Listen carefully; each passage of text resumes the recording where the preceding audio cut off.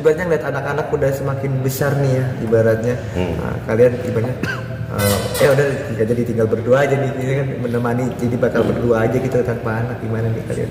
Kita dulu pernah ngomong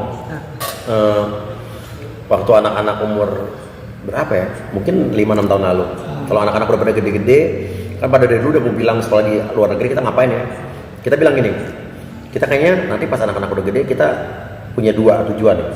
Satu, pengen liburan atau berdua aja bulan madu lagi.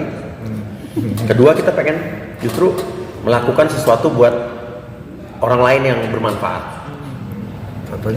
Contohnya ya udah gue lakukan selama 2 tahun ini. Setelah gue sakit COVID, podcast gue udah mulai ngebantu orang-orang yang tertindas, orang yang mendapat ketidakadilan dalam hukum, yang tanahnya direbut oleh aparat, habis itu orang yang dikriminalisasi. Terus udah gitu sekarang juga yang kita lakukan adalah kita lagi kasihan karena ternyata 50% subscriber gue itu adalah buruh migran Indonesia atau TKW yang ada di luar negeri. Mereka sering DM ke saya kan termasuk orang yang artis yang selalu ngelayanin DM orang Instagram. Kalau artis lain kan kadang-kadang kan bodo amat ya, ada DM fans nggak akan ada dijawab, kalaupun ada yang buka juga pasti adminnya. Kalau gue admin, kalau gue YouTube Instagram dipegang sendiri dan gue yang ngebalas-balasin.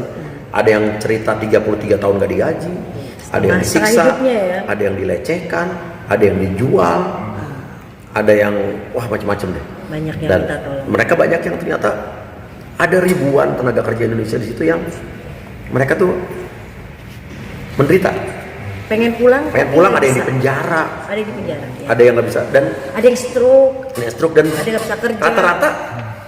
Rata-rata ya, nggak semua ya. Mereka, pemerintah kita tidak ngapa-ngapain.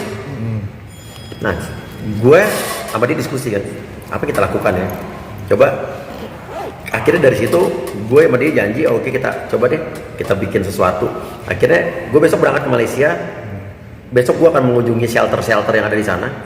Gue udah kontak juga sama duta besarnya.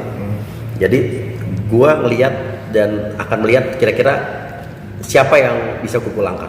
Yang memang perlu banget pulang, kayak kemarin sudah ada yang Malaysia udah ratusan orang yang daftar. Tapi kan kita nggak punya keterbatasan biaya.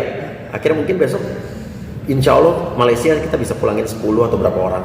Tapi kita besok akan ke Malaysia, kita ketemu mereka, kita wawancara, kita lihat mana yang lebih membutuhkan pulang. Katanya ada yang stroke, ada yang ada yang hampir stres, depresi. Dan kita besok akan berangkat ke Malaysia untuk memulangkan orang yang lebih butuh duluan. Dan bukan hanya itu aja, kita akan pulangkan sampai kampung halamannya juga. Berikutnya kita tadinya mau ke Saudi. Dulu, tapi ternyata tiket mahal nih. Lagi bulan puasa ini pada mahal, gila. Harganya lebih mahal daripada Amerika. 3 kali lipat. Jadi kita undur dulu. Akhirnya mungkin dari Saudi kita mau ke Hong Kong. Karena ada kasus di Hong Kong lebih parah lagi. Di Hong Kong tuh ada tenaga kerja Indonesia yang ditipu oleh seorang laki-laki di Indonesia. Tinggalnya di Jawa Timur, Surabaya. Dia mengaku pengacara palsu ternyata.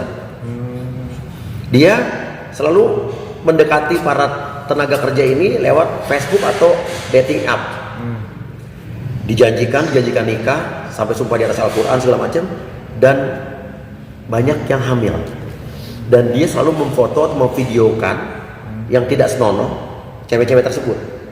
Habis itu cewek-cewek tersebut diminta untuk pinjam duit ke bank di Hong Kong untuk dia. Kalau nggak mau, dia akan sebarkan foto-foto dan video-video tidak senonoh itu ke keluarganya dan ke Facebook. Dia lakukan.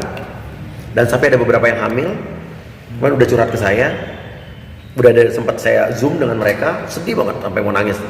Dan udah ada yang pulang ke Indonesia, ada juga yang hamil di sana tapi pulang keluarganya nggak mau nerima di sini. Jadi kita mungkin habis lebaran akan berangkat ke Hong Kong, dan saya udah siapkan pengacara gratis untuk mereka untuk melaporkan makhluk satu ini. Pengacaranya Martin Simanjuntak, pengacara almarhum Brigadir Joshua yang kasus Sambo kemarin. Udah mau bersama Inang Irma Huta Barat, ada aktivis juga. Kita akan sediakan bantuan hukum untuk mereka. Berarti emang cara kalian berdua ibadah ya itu yang anak-anak udah mulai gede, anak-anak udah ngerti juga. Jadi kita bisa melakukan sesuatu gitu. Karena waktu COVID kemarin, sakit kemarin itu merupakan titik balik gue untuk kayaknya gue udah mungkin gue capek kali ya di TV tiap hari selama berapa tahun 20 tahun lebih, pagi, siang, sore, malam gue mulu di TV. Nah itu kan kalau perhatiin gue pas habis sakit COVID kan gue hilang di TV. Itu kan emang gue nggak mau, lagi bosan, lagi capek. Tapi kan dengan kayak gini nih Mas Uya, pasti ada, walaupun emang banyak yang positif Iya. ya, pasti ada negatif ya. Wah itu kan banyak pasti dikecam, pasti ada beberapa, pasti ada ya suka kayak gitu lah ya Mas. Maksudnya gimana? Maksudnya kayak ibaratnya kan tadi ada ya ngarahnya kan bisa ada berita. Masih. Gua tahun lalu podcast gue kan udah mulai banyak mengkritisi orang-orang ya, Iya. yang belok-belok. Tahun lalu kan pertama kali gue dilapor-laporin polisi. Iya. Belum pernah gue selama dilaporin. Resikonya banyak. Somasi Gue diancam. diancam. Ada petinggi-petinggi yang telepon juga untuk suruh take down YouTube gue nggak akan lakukan. Karena selagi Itu betul ya. kita betul ya kenapa enggak? Resikonya ada, cuman kita percaya kalau kita berada di jalur kebaikan, pasti yang bela kita juga banyak. Nggak takut kah? Awalnya takut dilaporin polisi Awalnya segala kena macam, mental ya? kena mental. Kena Cuman mental. lama-lama ternyata yang dukung kita banyak kok. Dan kita percaya pemerintah kita juga pasti orang yang benar, ya kan? Masa kita orang baik, orang benar kita dikriminalisasi? Zaman dulu mungkin bisa kali ya, orang dibungkam dengan dikriminalisasi. Tapi zaman sekarang udah era keterbukaan. Kalau kita benar, masa kita disalah-salahin?